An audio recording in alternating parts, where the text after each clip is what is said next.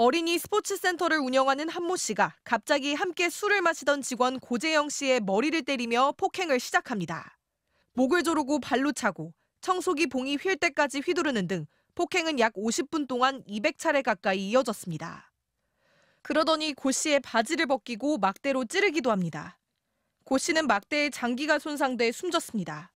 차마 못 보겠고 아들은 이미 만취 상태가 되다 보니까 저항할 힘이 떨어졌던 것 같은데. 경찰도 출동했지만 바지가 벗겨진 고 씨에게 외투를 덮어주고 어깨를 몇 번 두드리며 살펴보는 것 말고는 별다른 조치를 취하지 않았습니다. 출동한 경찰 6명은 폭행에 쓰인 피 묻은 막대기 사진까지 찍었지만 한 씨와 대화를 하고는 현장을 떠났습니다. 피가 묻은 흉기 그리고 약간 구부러져 있거든요. 그게 엄청난 이제 가격 행위들이 있었기 때문에. 근데 그거를 보고도 아무런 조치도 하지 않았다는 점이랑. 유족들은 경찰 대응이 부실했다며 국가를 상대로 손해배상 소송을 제기해 1년 동안 재판을 벌여왔지만 패소했습니다. 재판부는 당시 상황을 고려했을 때 경찰이 고 씨 사망과 관련해 과실이 있거나 법을 위반했다고 보기는 부족하다며 소송을 기각했습니다. 대한민국 나라가 진짜 살고 싶은 생각이 하나도 안 드는 경찰관들이 아들만 좀만 잘 살펴보고 병원에 옮겼으면 살지 않았을까.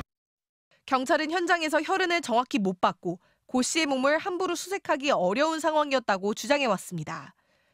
유가족은 CCTV 영상에 경찰이 그냥 돌아가는 모습이 찍혀 있는데도 직무유기가 인정되지 않는 것을 받아들일 수 없다며 항소하겠다고 밝혔습니다. MBC 뉴스 이혜선입니다. 지난주 금요일 오전 9시쯤 서울의 한 어린이 스포츠센터에서 같이 술 마시던 20대 직원이 의식이 없다는 119 신고가 접수됐습니다. 구급대가 도착했을 땐 이미 숨진 뒤였습니다. 신고자인 40대 남성인 센터 대표는 70cm 길이의 막대로 남성 직원의 장기를 수차례 찔러 살해한 혐의로 구속됐습니다. 그런데 7시간 전인 새벽 2시, 경찰이 112 신고를 받고 현장에 왔다가 그냥 돌아간 사실이 드러났습니다. 당시 가해자인 대표는 만취한 상태로 누나가 어떤 남자에게 폭행을 당하고 있다는 허위 신고를 했습니다. 경찰이 오자 대표는 그런 신고를 한 적이 없고 어떤 남자와 싸웠는데 지금은 도망갔다며 횡설수설했습니다. 당시 스포츠센터 바닥엔 피해 직원이 하의가 완전히 벗겨진 채 누워 있었지만 경찰은 그냥 돌아갔습니다. 술에 취해 잠든 것이라는 대표 말만 믿고 숨을 쉬는지 확인한 뒤 패딩을 덮어준 게 전부였습니다. 우리 직원인데 술 많이 취해가지고 지금 자고 있으니까 깨우지 마라. 나를 폭행한 사람하고도 관계가 없고.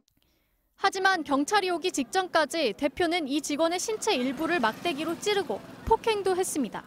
경찰은 당시 현장엔 혈흔이 없었고 피해자의 몸을 함부로 수색하기 어려운 상황이었으며 CCTV도 대표가 거절해 확인하지 못했다고 해명했습니다.